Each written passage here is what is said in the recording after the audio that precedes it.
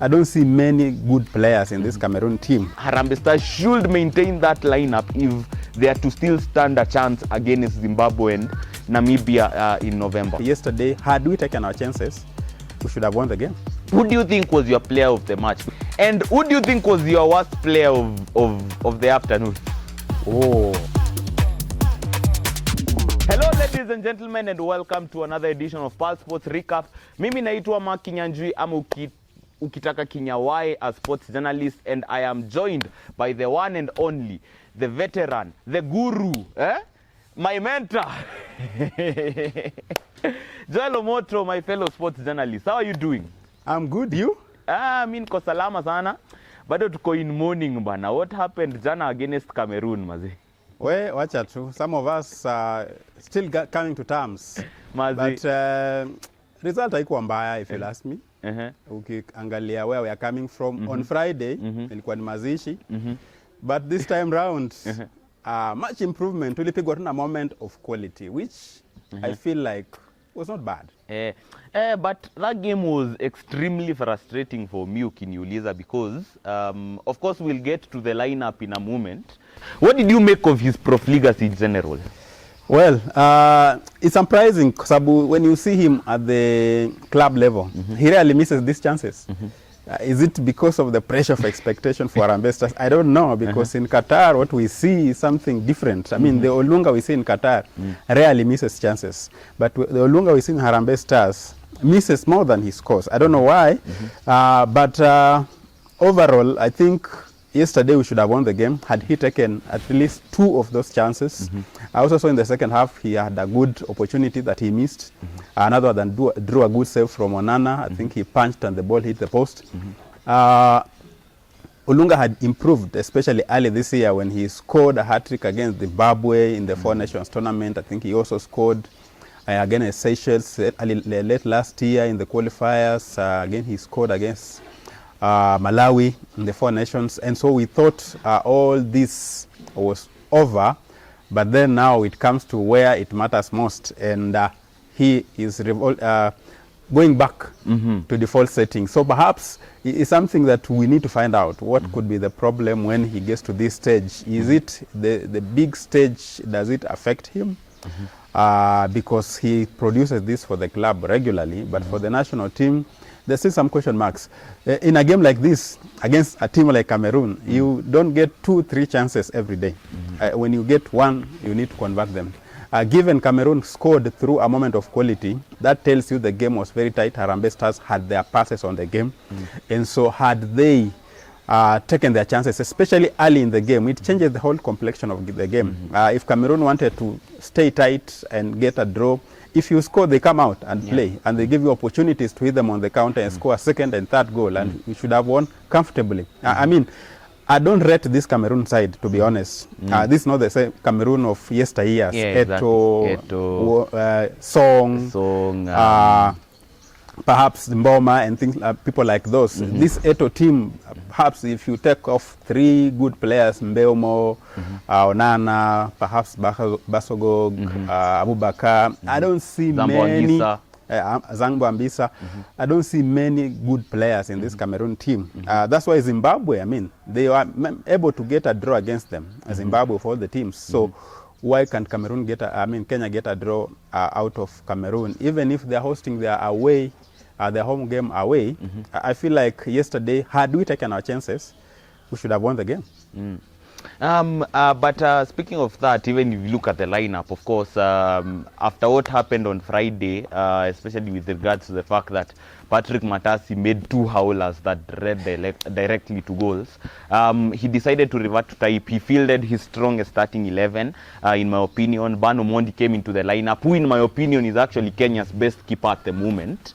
Even though he may have done better maybe with free kick situations and maybe commanding his area, but in terms of his composure and the fact that he at least injects confidence into his defense and he's not the type to get rattled under pressure, I still think he did well and made some crucial saves under the circumstances.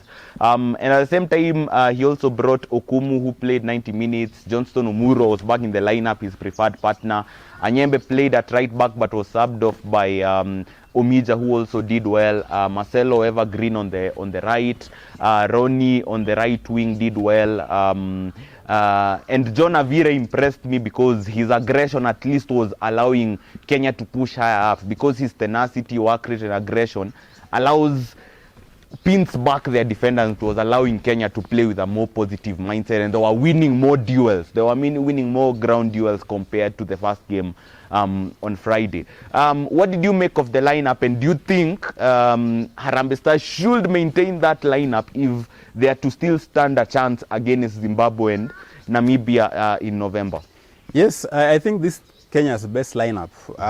Even when they beat Zimbabwe, I think early this year 3-1, they have the same lineup, especially maybe apart from Avire coming in for Muguna, who was not involved yesterday. Yeah. I feel this is Fira's best lineup. Perhaps it's coincident that when he fielded this lineup, they had an improved performance. So that shows that he needs to trust these players. I mean, also, you don't keep changing a winning team. Not that Harambee Stars have been winning, but this team has produced some positive results. So if you keep changing, chopping and changing every other time, the understanding, the build, the know-how is not there among the players. Obviously, injuries have also contributed a part in recent matches, but if he has his players fully fit, this should be the best lineup he should be fielding. Also, fielding the best lineup is not enough. What is the approach? You field the best lineup, but are you telling them to go and attack, or are you telling them to defend? So if the lineup is fielded, they also need to be told to go out there and attack. Find the balance right between defense and attack, because I feel like we are more defensive. We wait to catch our opponents on the counter, and it can't be against every other team. If we play the so-called minnows of African football, we need to come out and play. If we play the stronger teams like Cameroon, perhaps we need to be a bit tight and wait for our chances on the counter. So the approach will also matter in as much as we have the best lineup. So he has to maintain this lineup heading into the November qualifiers against Zimbabwe and Namibia, but also the approach needs to change. And also, if you look at the situation at hand, I mean, Zimbabwe won both their games against Namibia back-to-back. They are now on 8 points. We are 4 points behind them. We've dropped from first place to third place. Of course, mathematically, it's still possible for Kenya to qualify, but it is a situation where Kenya now have to win both their matches, non-negotiables. They have to beat both Zimbabwe and Namibia in November, and hope and pray that Zimbabwe, of course, considering Kenya are playing Zimbabwe, so Kenya have to beat Zimbabwe in all of the games, and then hope that Zimbabwe will at least draw or lose to Cameroon in November. Now we are playing the mathematical game. Naona calculators imetolewa sasa, watu wanajaribu like, you know, it's now a desperate time calling for a desperate measure kind of situation. Do you think we have what it takes? Because if you ask me, if that lineup is maintained, I think they still have a chance. Because if you look at that back four that players, that was the back four that played against Qatar when we beat them 2-1 last September. I mean, September 2023. Bano Mondi was in goal, and then the pivot has always been stable, because he's always preferred the partnership of Akumu and Odada. And then, but then the wingers have always tended to. He's always tended to switch up things depending on situation. But hopefully the likes of Masoud Juma, who he rates very highly, and Ayub Timbe will also be back to try and help solve that situation. Do you think Kenya can get 6 points from 6 in November? Why not? I mean, the advantage they have is that all their opponents, apart from Cameroon, are playing home matches away. It doesn't matter where you play, if you play Namibia or Zimbabwe, because they don't have an approved stadium back home just like us. So whether you play in South Africa in an empty stadium, or you play in Uganda in an empty stadium, the environment is the same. So if he can maintain this lineup, I think the chance is there. And as you say, we need calculators now, hoping we need to win our matches, Zimbabwe and Namibia, and hope that Zimbabwe do not get a victory against Cameroon in their final match. That is where we are. But that's the reality. Can still happen, because I mean, Cameroon are a big team. they don't want to lose against Zimbabwe at home. I don't think even if they've already qualified, their pride might not allow them to do that. So perhaps that will make it difficult for Zimbabwe. But Kenya have to do their job first, win their matches, and now hope that things go their way on the other side. However, they have shown that it is still possible. Yesterday's approach showed that it's still possible if they take their chances. I continue crying about missing chances. Every time you miss a chance in a game, it comes back to haunt you. And yesterday it happened. I mean, had Kenya taken their early chances, they should have won the game. They didn't, and now they are coming to rue those chances. The other thing also that is very important is the defense. Is the defense stable? I think with the lineup that played yesterday, that is Kenya's best defense. Omurwa and Okumu at centre back, Anyembe at right back, and Marcelo at left back, and of course Brian in goal. That back five needs to stay together, play together for a long time to build that understanding and confidence. Once there's that confidence, then of course you have the good base to go on and win the game.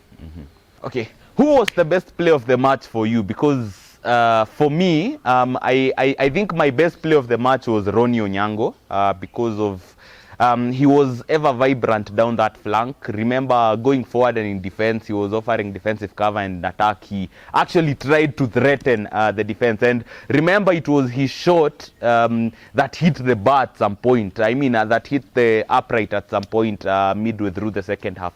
For me, I think he was the best player, although I'm also going to give two honorable mentions to Bano Mondi, who I think did well, made some crucial saves, although he could have done better with that free kick. And John Avire, who at least allowed us to play with aggression and more positive approach ronnie forwards because of his aggression, his determination, his tenacity and work rate. Who was your best player? Well, I'm torn between Bano Mondi and Ronnie Onyango. But I'll go with Ronnie Onyango because attacking-wise, I think he looked good. It's surprising that he plays fullback at Gor Mahia, and Harambee Stars he plays in a more offensive position. Perhaps a good headache for a Gor Mahia coach, but he was impressive, Ronnie Onyango. I think he was my player of the match, even though we had a lot of improvement in goal in Brian Omondi's performance, but Ronnie Onyango stood out for me also. And also it's good you spoke about Ronnie Onyango because Ronnie is even capable of playing as a centre forward. Against El Merreikh, when they beat them 5-1, he was actually taken to centre forward, and the two goals he scored, the fourth and fifth goals, were very centre forward-esque. Especially the fourth goal was very Thierry Henry-esque. Like he received the ball, touch, and then literally placed it behind the helpless goalkeeper. That's how talented he is, and I think that's why he fell out with the coach at Gor Mahia, because he didn't want to play centre forward, and that is what created a sense of panic. But I think all things have been settled now. And who do you think was your worst player of the afternoon?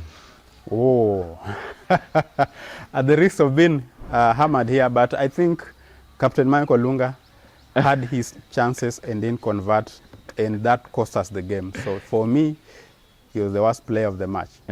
Yeah, I actually rate him as a player because he's a back goal player, and he's very good at defending from the front. Because actually, if you remember that first chance from the first half that he missed, the one that he had acres of space but missed, he's actually the one that forced the turnover of possession. He's the one who robbed the Cameroonian defender of the possession.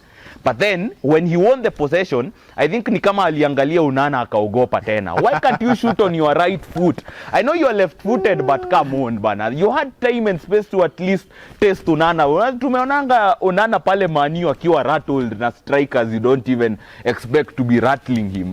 The least we expected was Onana being rattled again in a Kenyan chat.